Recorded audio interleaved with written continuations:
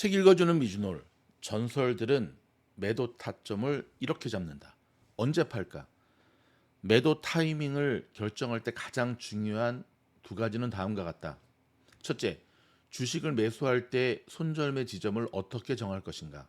둘째, 수익 발생 후 이익을 최대화할 때도 지점을 어떻게 정할 것인가? 이 중 첫째 부분은 언제 팔까 편에서 이미 설명했으니 여기에서는 둘째 항목을 설명하겠다. 매도 지점 선택. 다시 말하지만 주식 투자는 일종의 사업이다. 여러분이 옷가게 사장이라면 기대했던 수익이 생길 때 옷을 팔 것이다. 어떤 투자 전문가는 매수한 주식을 영구적으로 보유한다고 하는데 잘못된 생각이라고 할 수는 없다. 운이 좋으면 간혹 30년 후 주가가 20배 이상 오르기도 하니까. 하지만 30년 동안 주가는 쉴 새 없이 천장과 바닥을 오르내리고 소위 반토막이 날 수도 있다. 이는 전업 투자자에게는 견딜 수 없는 고통이다. 무엇보다 장기 보유할 주식을 고를 만한 안목과 정보를 가진 사람이 극히 드물 뿐더러 꿈도 못 꿀 것이다. 여러분이 전업 투자자인데 5년 동안 주식이 전혀 오르지 않는다면 어떻게 하겠는가? 아니, 어떻게 먹고 살 것인가? 위에서 말한 주식을 영구 보유하는 전문가는 대부분 회사에 소속되어 월급을 받는 사람들이다. 하지만 전업 투자자의 주식 보유 기간은 보통 짧으면 몇 주, 길어야 몇 달 정도다. 보유 기간에 대한 특별한 원칙은 없지만 주가 움직임이 정상적인 동안에는 매도하지 말아야 한다. 제일 중요합니다. 다시 한번 주가의 움직임이 정상적인 동안에는 매도하지 말아야 한다. 어느 정도 투자 경험이 쌓이면 주가가 1년 이상 최소 저항선 위에서 움직이는 경우가 거의 없다는 사실을 알 수가 있다. 큰 추세의 시작과 끝을 정확히 맞춰 매매하는 일은 현실적으로 불가능하므로 그 안에서 적당한 안전한 지점을 찾아야 한다. 전체 상승 추세의 70%에 해당하는 수익만 올려도 매우 훌륭한 결과다. 상승 추세가 끝나고 조정을 거치면서 주가가 20에서 40% 정도 떨어지기도 하기 때문에 이 단계를 피하는 것이 좋다. 이 점을 꼭 명심하길 바란다. 제발 주가의 최고점에 연연하지 말라. 주가가 어디까지 올라갈지는 아무도 모른다. 아마도 많은 사람이 공감할 텐데 주식은 매수 결정을 내리기보다 매도 결정을 내리는 것이 훨씬 어렵다. 손실이 났을 때는 원금을 회복하고 싶고 수익이 났을 때는 더 많이 벌고 싶은 욕심이 생기기 때문이다. 특히 초보자 중에는 수익이 나지 않으면 팔지 않겠다고 생각하는 경우가 많은데 이는 매우 위험하고 큰 화를 자초하는 생각이다. 언제 팔까? 편에서 주식을 매수하기 전에 손절매 지점 설정이 매우 중요하다고 강조했던 것이 바로 이러한 위험한 생각을 막기 위해서다. 매도 지점 설정에서 가장 중요한 것은 자신의 판단이다. 내가 이 주식을 가지고 있지 않았다면 과연 지금 매수할까? 이 질문에 아니요 라고 대답한다면 이 주식은 바로 매도해야 된다. 물론 실전 매매에서는 조금 더 문제가 복잡해진다. 실제로 매매할 때는 항상 수수료를 지불해야 하기 때문이다. 수수료는 절대 무시할 존재가 아니다. 너무 잦은 매매는 결국 증권사만 배부르게 한다는 사실을 잊지 말라. 매도 지점 선택은 기본적으로 매수할 때와 비슷하다. 일단 임계점을 찾아야 한다. 매수 전에 손절매 지점을 설정하고 임계점 부근에서 매수한 후 다시 임계점 부근에서 매도하면서 동시에 리스크 분산 원칙까지 지켜준다면 여러분의 투자 성공률은 크게 올라간다. 머지않아 전문가 수준에 이를 것이다. 자, 여기서 한마디.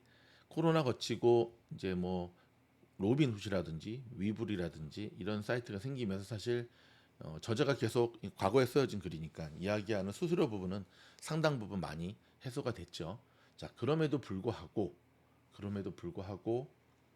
여전히 우리가 주식에 쏟아붓는 시간과 열정에 대한 부분까지도 고려해야 됩니다. 자, 지금 그림 4-12부터 14까지 보이시죠? 자, 먼저 기술적 분석의 기본 지식에 배웠던 매도 임계점을 복습해 보자. 새 차트에 표시된 매도 지점은 시장 참여자가 각 주식을 재평가한 위치다. 그림 4-12, 4-13은 기술적 분석을 위한 기본 지식편을 자세히 설명하였으니 다시 참고하길 바란다.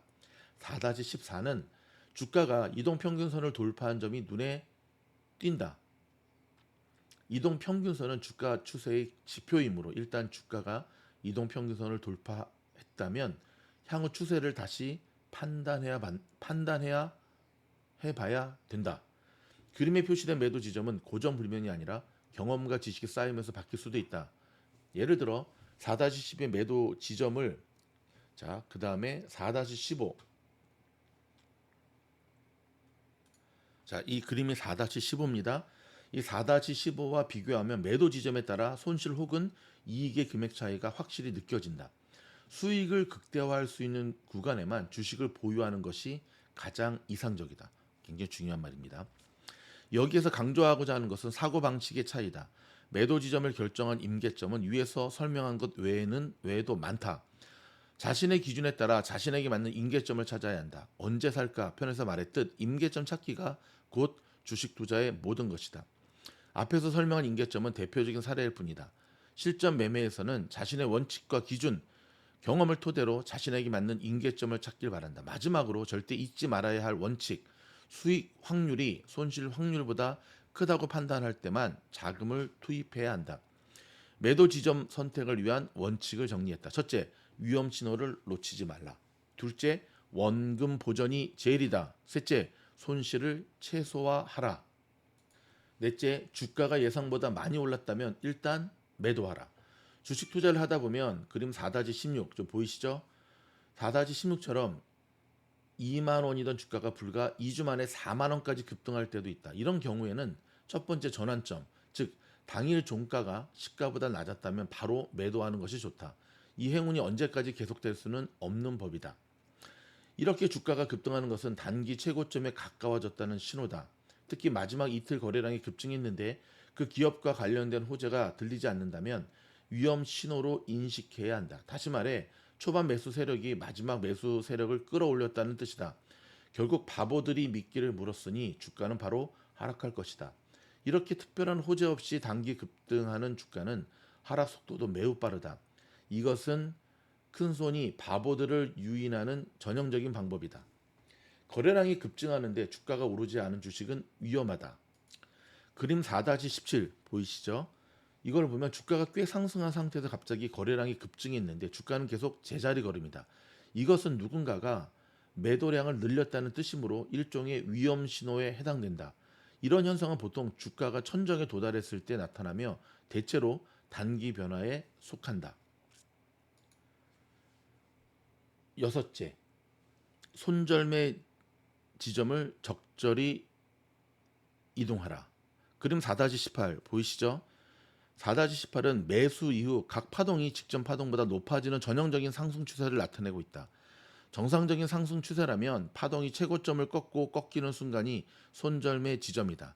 아래 지점에서 파동이 점점 상승함에 따라 손절매 지점이 A, B, C, D 이 순서로 이동했다. 이렇게 하면 상승 추세가 계속 이어지는 상황에서 성급하게 매도하지 않을 수 있고 무엇보다 손절매 지점을 설정하기가 아주 간단해서 심리적으로도 부담스럽지 않아 좋다.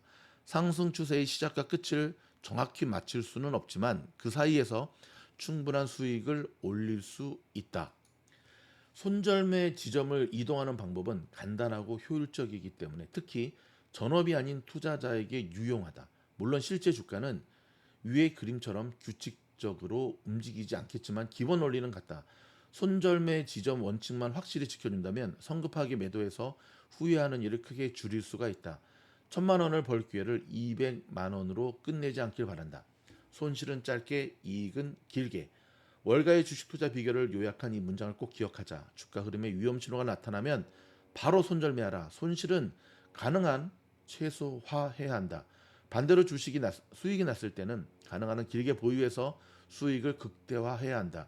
수익 극대화를 위해서는 일단 정확한 매수 지점을 선택해 수익이 발생하게 해야 한다.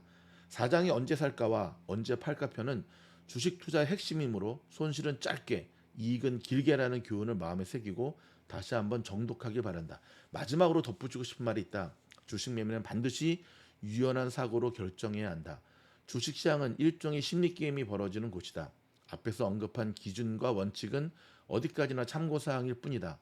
무술을 배울 때 가장 먼저 초식, 무술의 일정한 동작을 그러니까 이제 태권도로 얘기하면 기본 품새죠. 를 익히는 것과 같은 이치다. 기본 초식을 익힌 후에는 고수를 목표로 끊임없이 연습해야 한다. 주식시장의 게임에서 승리하려면 먼저 시장 참여자의 심리를 온전히 이해하고 실전 투자를 통해 자신의 방법을 계속 보완해 나가야 한다. 실전을 통해 오류를 확인했다면 즉시 잘못을 인정하고 수정해야 한다. 자신의 예측이 맞았다면 베팅 금액을 올려도 좋다. 이렇게 방법을 조금씩 조정하다 보면 결국 자신에게 가장 잘 맞는 방법이 완성될 것이다. 앞에서 제시한 기준들도 초보 투자자를 위한 입문용에 해당된다. 게임에는 절대적인 옳고 그름이 존재하지 않는다. 끊임없이 반복 경험을 통해 성공률을 높여야 최후의 승리자가 될 수 있다. 여러분 여기까지 이 전설 전장팀 이분의 매수와 매도에 대한 기술적 분석 편을 제가 그림과 함께 보여드렸거든요. 여러분 이 책은 정말 좋은 책입니다. 제가 앞전 영상에서도 말씀드렸지만 정말 좋은 책인데 제가 이 책을 지금 한 세 번째 읽고 있는데요. 읽을 때마다 느끼는 게 있습니다. 읽을 때마다 다릅니다. 읽을 때마다 이런 내용이 전에 있었나? 읽을 때마다 이 닭살 돋고 소름 돋는 게 다릅니다. 그 말은 이분은 전설이고 저는 아직 초짜라는 얘기죠. 그래서 첫 번째 읽을 때는 몰랐던, 두 번째 읽을 때 알게 되고, 세 번째 읽을 때 더 알게 되고 하는 게 반복이 되는 거거든요.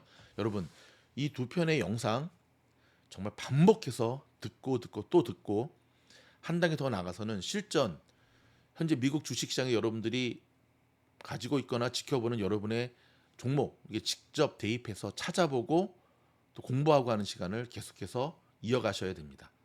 다람쥐 쳇바퀴 돌듯 그 수준에 머물러 있으면 시장 자체가 워낙 혼란스럽기 때문에 여러분이 행여나 그냥 좀 의지하는 나는 그냥 들으면서 이제 지켜보면 돼. 아닙니다. 그게 노이즈일 수 있습니다. 실력을 키우고 자기만의 원칙을 세우는 자만이 이 시장에서 살아날 수 있다는 것을 명심하시면서 화이팅 하시기 바랍니다. 고맙습니다.